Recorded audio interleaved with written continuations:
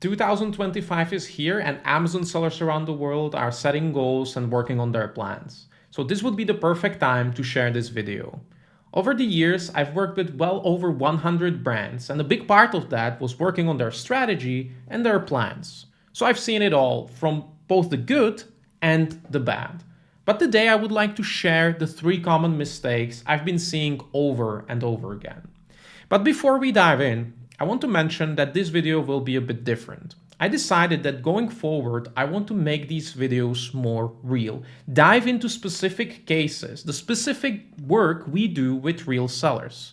So it might not be as fancy as highly scripted and edited video, but now I'm going after substance, right? I want to create something that resonates. Because it's likely if one seller struggles with this thing, it's possible and very likely that there is someone else out there who has the similar issue and we solved it. So let's take a look at it. The mistake number 1 is that sellers jump into planning without reflecting on what worked and what didn't last year. Why this happens is that we like to start fresh, right? It's a new year, new me, so we will go straight ahead and kind of forget all of our mistakes of the past. But I believe in business, it's very different, right? We have to get over our fear of confronting the failures.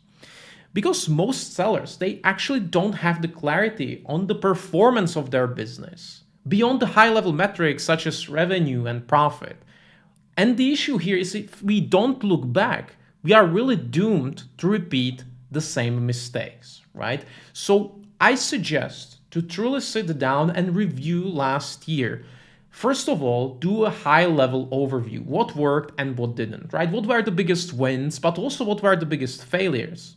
And most importantly, try to figure out why. Because we are building a strong foundation for our future plans, right? We want to improve our planning. We want to improve our strategy. And without the evaluation, without understanding how we got there, we can't really create better plans, and we are going to repeat the same thing over and over again, right? The second part would be identifying the patterns, right? Patterns in profitability, PPC performance, even competition, right? Because we need to adapt to these trends we are seeing in the marketplace. And again, most sellers just look at their high-level metrics. They look at revenue, they look at profit, maybe they take a look at their margins, but that's pretty much it. But I highly recommend you to spend the time and actually understand and evaluate the quality of your plan from the last year and how you did, how you performed. So going forward, it can be more accurate and you can make better decisions, right? By reviewing our failures as well, we are improving our decision-making process. Next, we also want to do a project level analysis, right? So it's likely that you launched a bunch of products. So again, which products performed the best and why? We always need to ask why, right? Did we time the market right? Did we have better listings? Why did we succeed? And we want to do the same for the products that were not performing, for products that dropped. Why did they fail, right? Think about this as the scientific method, right? We always want to gather the feedback. We want to have these feedback loops and learn from our failures. I understand that it's hard to look back and see that you wasted tens of thousands of dollars on a product and didn't work, so you kind of want to forget about it.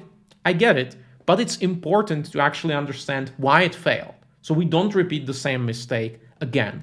And if you do this, you actually start creating a database of lessons you learned, so you never repeat them again. And we want to do the same for other key projects, right? Maybe you decided to start your Shopify store or expand to a different marketplace, open new sales channel, maybe try driving external traffic with influencers. So again, you need to evaluate how these projects added value to the business, right? Maybe you upgraded your systems, maybe you hired an employee, but how do you know the employee was a good hire, right? We really need to define what is the value they brought to the business, or potentially which projects drained our resources without any results. And again, I'm sure that even if you do a great job, you have many of these projects, right? As I said, maybe you hired someone, maybe you decided to start creating content, it didn't work out, maybe you ran ads on Facebook and Instagram and you wasted a bunch of money. Once again, you need to know what were these projects, which worked and which did not.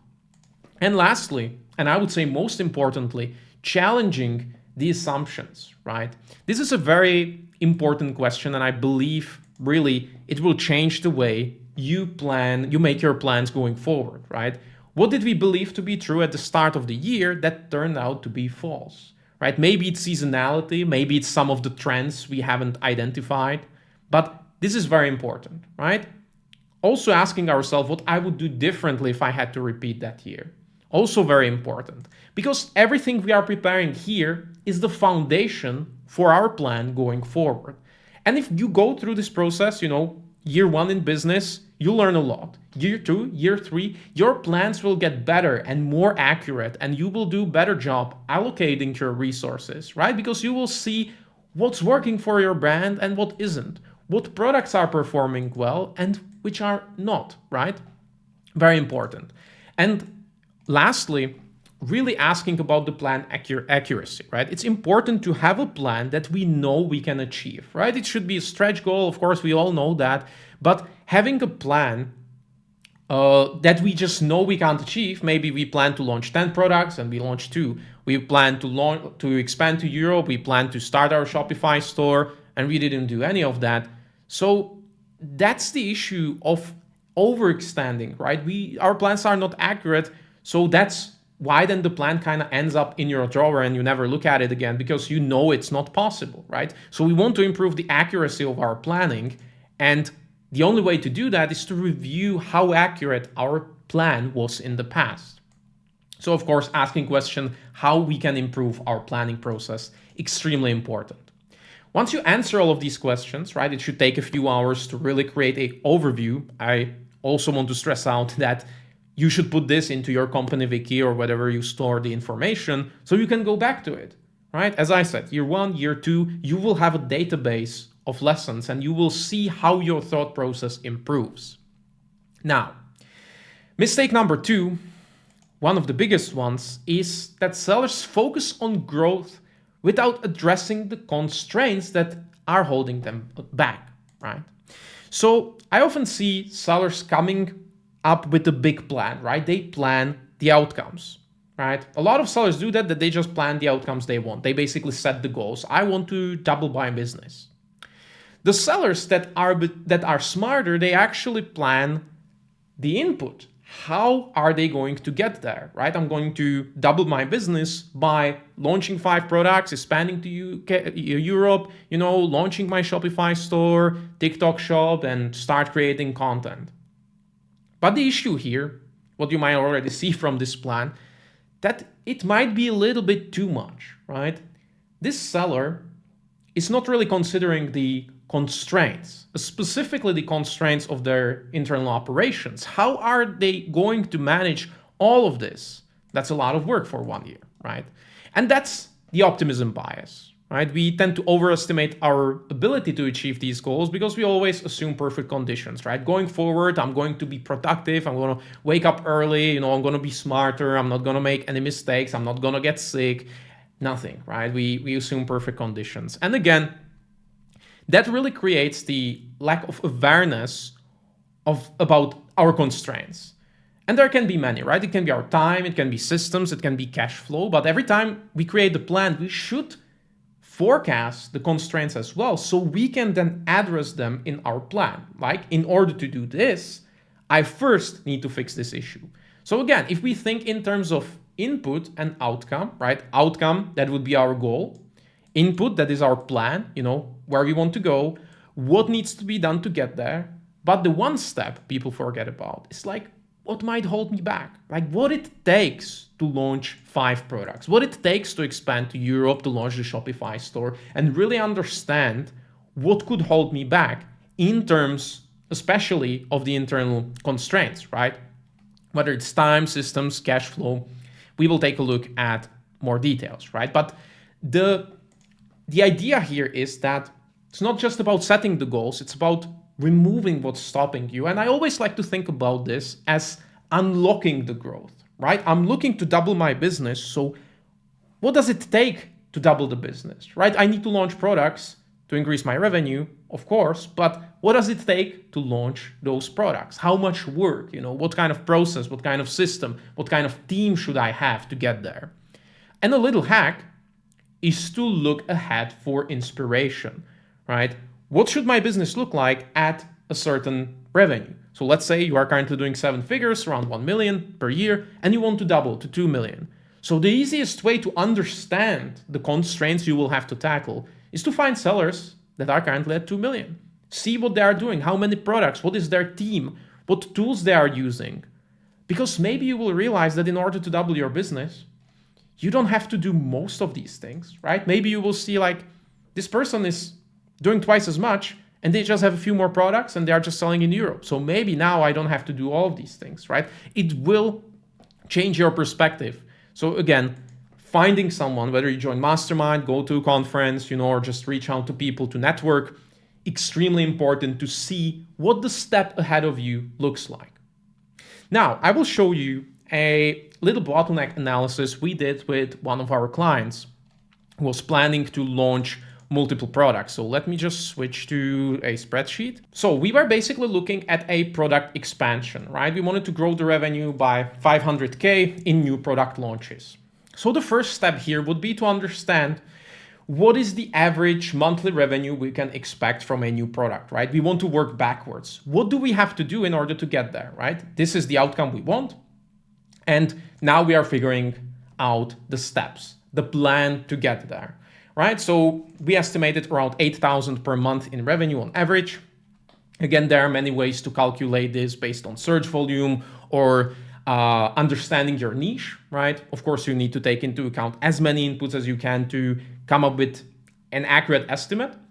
And then how much time does it take to develop a new product, right? Again, I talk about this very often. You should be tracking your time, right? Your time, your most valuable resource. So you should understand your time allocation.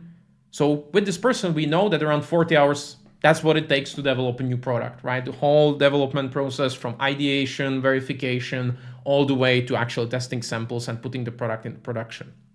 Now, we also create a roadmap, right? So we have a development around a month, right? Production, shipping, so total we get to around 3 months from the moment we start the product research. So we put our inputs right here. Let's say we start with the plan that we want to launch 12 products, launching 1 product per month. And if we create an overview like this, we will realize that we are already behind on our plan, right? Because it kind of takes 3 months to get the product out. So if we wanted to launch 1 product per month, well, we probably should have started the research in October. So maybe we are already 1 step behind, right? So let's say we start in January, we want to catch up. So we want to launch 2 products in April and then launching 1 product every single month till the end of the year. So we see that we will launch probably 10 products if we follow this plan. But we also need to account for the time required, right? 80 hours in January, 40 hours in February, 40 hours in March. And a lot of you might say, oh, Michael, these numbers, that might not be accurate. Sometimes the product just comes to me, it takes 15 hours, and sometimes I spend 3 months without any new ideas, right? Of course, we are working with averages. We are trying to estimate things, right? If you want to have always the right numbers, otherwise it doesn't make sense, you're going to be sad, because always we work with averages, we work with estimates and doing our best to understand what's possible, right? So in this scenario, we create a map like this, and then we put it out to see, we plug in the season to see in November, let's say this will be a seasonal product, like standard season, double in November and triple the sales in December. And now we see how many new products we have. As I said, in December, we'll have 10. So this is what the revenue would look like without the season. And this is what it looks like with the seasonal total, right? So we can say it is doable to increase the revenue by 500K by launching new products, just using the averages we currently have right here. But now there is the issue, right? Suddenly we start seeing the constraints. 80 hours in January, 40 hours here. Okay, that's a lot of time. Do we have the capacity, right? We can also see that at the same time, we will probably have 5, maybe 6 products in our pipeline at the same time. That's a lot of moving pieces, right? Maybe we even sell on multiple marketplaces. So we have to translate the listings and so many moving pieces. So if we used to launch products, pen and paper, emails, no real system behind it, it would be possible. But now we really want to have a pipeline. So we realized we don't have that. So that might be our first bottleneck, that we might not be able to handle this volume. And also the second bottleneck, like that's a lot of time, right? It's a business owner, and the business owner has other things to do than just research new products, right? So we see that there might be a bottleneck in terms of the time capacity. So let's switch back to our notes. So in terms of the bottlenecks, it's often the seller, the decision making, the time, or having a process in place, because all of the manual tasks required and all of the moving pieces could create chaos. That's simply not possible to develop 5, 10 products at the same time. Also, inefficient team structure, not having the labor, right? Not having the right people in the right roles to handle the increased volume. And also cash flow, of course, we need to account for that as well. So in this plan, we would then put in the cash flow, especially if we are struggling with cash flow. That would be important to understand that bottleneck. But in general, I think in terms of these 3 categories, do I have the skill, the experience? Do I have the process to do that, repeatedly, scalably? And do I have the capacity, the labor, whether my team or myself? In terms of the skill, in the case of this person knows how to launch products, right? It's an established business, so that's not an issue. But we kind of identified that having a proper process in place, having a proper pipeline, in the task management software, so we can track everything, is necessary. So that needs to be fixed. And the capacity, right? We need someone else to help with this process. So suddenly we realized that one of the solutions is to develop pipeline, and the other one would be hire, let's say, brand manager for this, right? So my goal was to launch 12 products. That was my goal. That's where most people would stop. I want to increase revenue by 500K. I'm going to launch 10 products. That's my plan. But now I'm seeing that's not it. I also need to spend some time to develop the pipeline, right? And hire the brand manager. Maybe I will decide during my strategic planning that I need to hire the brand manager first. That will take 1 to 2 months. And developing the pipeline, let's say it will take around 1 month. We will develop it with this new person. So I'm already a little behind on my plan, but now I know that suddenly from my plan, launch 12 products, my plan actually looks like hire brand manager, develop pipeline, and start the product development, right? So now I'm considering my bottlenecks, right? I'm understanding the constraints ahead. And you should do this for every single goal you have. Because maybe if you decide, hey, I want to start running ads on Facebook and Instagram, I may realize that I don't have the skill. I don't know how to do it. So I have to spend some time to do it. I need to hire a coach, I need to buy a course, or I need to spend some time on YouTube to learn how to do that, or hire an agency, whatever. So suddenly one of my bottlenecks would be the expertise. And I need to solve that first. So again, that would be reflected in my plan, right? So understanding the bottlenecks, extremely important. Now, the third, and probably the biggest issue, is that people create a plan, but they don't revisit it, right? They just create a plan, get all excited, and then get to work, and suddenly they get lost in the day-to-day, and maybe they revisit their goal like 6 months in, and they feel frustrated because they're already behind, so they never look at it again until it's December and they can create another plan. Well, we're not going to do that, right? We need a framework for ongoing accountability, whether it's just for us or for our team, right? So how often do you revisit your plans? How often do you tweak and pivot? And how do you even know when to pivot, right? So let me show you how it should look like, because planning is not a one-time thing, right? It's not a thing you do the first week in January and then you're done for the year. It's an ongoing process, right? We constantly have to adapt and pivot. So there's a simple framework. we have 3 steps. We have weekly check-in, monthly pivot, and quarterly strategy. So during the weekly check-in, we want to track progress on key inputs. And here we want to track the lead indicators, right? The inputs, the actions we take in order to get there, right? So in, let's say, product development, it would be generating product ideas, right? That's where new products come from. And during the weekly check-in, we also want to clarify actions for the next week, because we want to make sure that we are on track and setting priorities. This will be creating your to-dos for the week, which of course includes your team as well. Then monthly pivot, right? That's where we review overall progress, because like reviewing the progress on a weekly basis, there are some fluctuations, so it is not as accurate. But on monthly basis, we should be able to see the trends. Are we behind, right? Do we need to work more? Do we need to put in more resources to catch up? Or is it all good? And is the plan even working, right? Are we getting the results, right? Is our, let's say, product research routine working? Is it generating new products for the pipeline, right? And if not, we need to pivot. And lastly, quarterly strategy. That's where we make the big changes, right? That's where we review the quarter and set goals, create the plan for the next quarter, according to our long-term strategy. Because of course, for a small business, it's also often quite hard to create a plan for the whole year. Right? It's nice to have a long-term strategy, but things change so quickly that creating like specific plans makes sense only basically on the quarterly basis, right?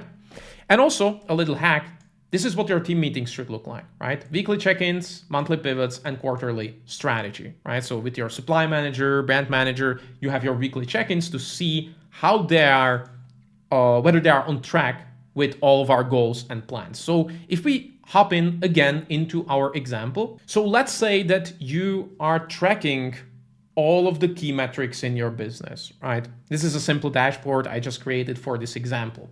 So let's say you are tracking the results on a weekly basis, you know, your revenue, your margins, your profit, basically all the high level business metrics. That's perfect, right? You should be tracking this. And then each of the business areas, whether it's product development, your marketing, your content. So each of these, you are tracking your inputs, you know, your KPIs, right? And always think in terms of input and the outcome, right? So you want to track all of this. The bigger the business, the more stuff you want to track, because as you grow your business, as you build your team, you will be out of touch with stuff, right? You are not as hands-on, so it's nice to have a dashboard where you can see all of the key metrics, right? So if you have 5 employees, you know, you have your supply manager, your brand manager, you have your marketing team. So you can just have this one big spreadsheet where you track just the key metrics. But if you are just a solo entrepreneur, you know, you have 1 employee, don't worry too much about it for tracking these all of these metrics, right? You don't need to do that. But in terms of our planning, we want to identify the KPIs for our strategic objectives, right? If let's say one of our strategic objectives is to launch new products, right? As I said in the previous example. So I will choose some of these metrics and really make sure that we keep an eye on these and track them week by week, you know, and evaluate, are we on track? Are we behind? Do we need to change something, right? So in this case, let's say I would want to track my product ideas because one of my goals is to launch new products.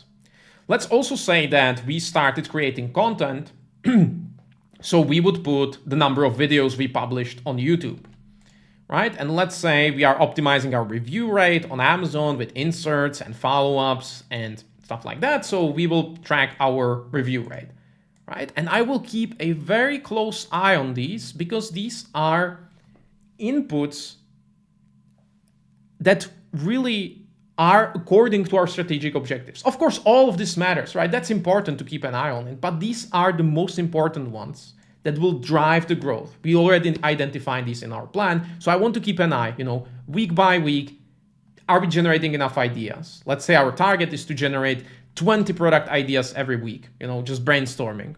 So we have 20 ideas every week. How many products go into the verification, right? We are seeing the funnel. So let's say that will be 3 products, you know, launches. We want to go for 1 launch, let's say per month. That was our goal, right? So we create these targets so we can then track it right here. But as I said before, we want to track the lead indicator, not the lag indicator. We want to track the activities that will actually get us closer to the goal. Now, those are the 3 mistakes that Amazon sellers make when it comes to strategy and planning. So let me know down in the comments below, how do you like this new video format where it's just me talking about specific cases with my notes? And also make sure to subscribe. We are close to 1,000 subscribers. We are planning some nice interviews, more detailed video guides, so subscribe so you don't miss it. Also, our Scaleport OS offer is opened. So if you are looking to systemize your business and build a team, make sure to check out the link in the description. And if you want to keep watching, there will be on the screen a new video to watch next. I will see you next week. Bye.